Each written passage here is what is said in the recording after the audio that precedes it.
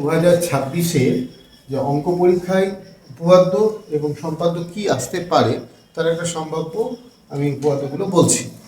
তো আমার ধারণা উপপাদ্য 41, 33, 34, 42 এবং 48 লিস্টে রাখতে পারো তোমরা।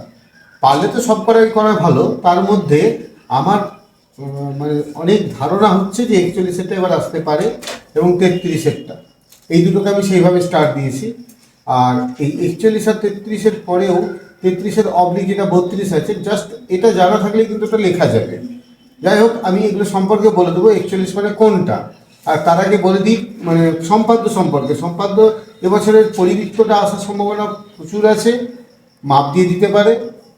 তাছাড়াও যদি মাপ দিয়ে না দেয় তাহলে তো সহজ হয়ে গেল। আর বৃত্তের বহিস্থ বিন্দু থেকে যে দুটি স্পর্শক অঙ্কন করা যায় সেটা দিতে পারে। পরিবৃত্ত তোমরা জানো, একটা ত্রিভুজ আঁকা হলো, যে কোনো একটা মাপের ত্রিভুজ, এই বাহুগুলোকে সমদ্বিখণ্ডক করতে হবে।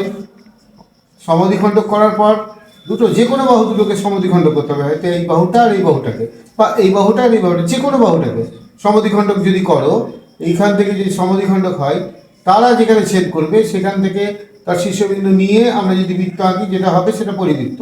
সেটা কম্পাসের সাহায্যে সুষ্ঠুভাবে বাড়িতে প্র্যাকটিস করতে হবে, এটা আসার সম্ভাবনা বেশি। আর একটা আছে বৃত্তের বহিস্থ বিন্দু থেকে স্পর্শক, মানে তোমাদের বোঝানোর জন্য আমি করে দিচ্ছি। এই বৃত্তের বহিস্থ বিন্দু নিলাম এখানে, সেই সংযোজক সরলরেখা যোগ করব এবং এই রেখাটাকে অর্ধেক করব। অর্ধেকের বেশি বৃত্তচাপ নিয়ে অর্ধেক করলাম, এবং এই অর্ধেক করার পর যে অর্ধবিন্দু এলো কম্পাসের সাহায্যে সেটাকে অর্ধবৃত্ত অঙ্কন করব। এবং এই যেখানে টাচ করলো সেখানের সঙ্গে লাস্টের বিন্দু এটা যুক্ত করতে হবে। এটাই হচ্ছে সেই স্পর্শক। সেটা দুদিকেই হবে, এদিকে বাড়ি দিলেও হবে। আর এইটা তুমি এটা ডেকোরেশনের জন্য করতে পারো।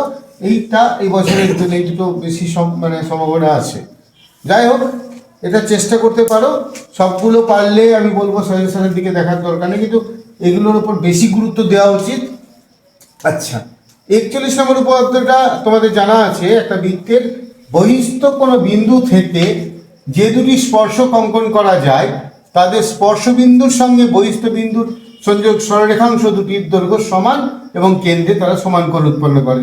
অর্থাৎ এই ছবিটা তোমাদের কতটা মনে আছে আমি জানি না, আমি সেটা দেখিয়ে দিচ্ছি। এই একটা ছবি, একটা বৃত্ত আঁকলাম, তার বহিস্থ কোনো বিন্দু, সেই বহিস্থ বিন্দু থেকে তারা কি বলেছে এখানে, যে দুটি স্পর্শক টানা যায়, একটা এদিকে টানলে আমি এখন এইকে দেখালাম যে স্পর্শক, যে দুটি টানা যায় সেই স্পর্শক দুটি তারা কি করছে, এইটা যদি একটা বহিস্থ বিন্দু পি হয়, এটা ও হয়, এইটা যদি এ আর বি বিন্দু হয়, তাহলে এই যে স্পর্শক এরা কি বলেছে, বহিস্থ স্পর্শক দুটো সমান হবে বলেছে, এবং তারা যে কেন্দ্রে কোণ উৎপন্ন করছে অর্থাৎ এই কোণটা আর এই কোণটা তারা সমান হবে। এটা কিন্তু বলে দিয়েছে, এটা এই প্রমাণটা দেয় পরীক্ষাতে। খুব সহজেই প্রমাণ করা যায়, এই দুটো সর্বসম প্রমাণ করতে পারলেই হলো। যেহেতু এটা স্পর্শক, এটা 90 ডিগ্রি হবে এবং এটাও 90 ডিগ্রি হবে স্পর্শক, তার মানে এই কোণ দুটো সমান। আর এটা ব্যাসার্ধ তাই সমান, এটা সাধারণ বাহু তাই সর্বসম হয়ে যাবে। আর সর্বসম হয়ে তখন বলতে পারো এই বাহুটার সঙ্গে এটা সমান, আর যেটা চেয়েছে এই কোণটার সঙ্গে এটা সমান। আর ঠিক এরকমই আর একটা উপপাদ্য ছিল, মানে প্রথমের দিকে, যদি ব্যাস নয় এরূপ একটি জ্যাকে কেন্দ্রগামী সরলরেখা যদি এখানে সমদ্বিখণ্ডিত করে, এই সরলরেখা জ্যায়ের উপর লম্ব হবে, সেই প্রমাণটা আসতে পারে। এইটাও এভাবে একে প্রমাণ করা যায়। এটা যদি জ্যা হয় আর এটা যদি লম্ব হয়, তাহলে এইটা লম্ব হবে, মানে যদি এটা সমদ্বিখণ্ডিত করে তাহলে এটা লম্ব হবে।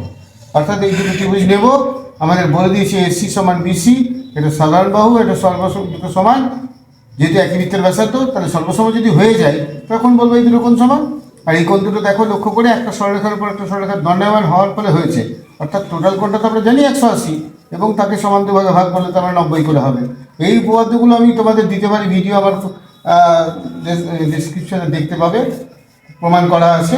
তবে এবছরের জন্য এই দুটো সব থেকে বেশি ইম্পর্টেন্ট, 41 এবং 33। তার সঙ্গে যেগুলো রাখতে পারো 34, 42 এবং 48, সেগুলো ভালো।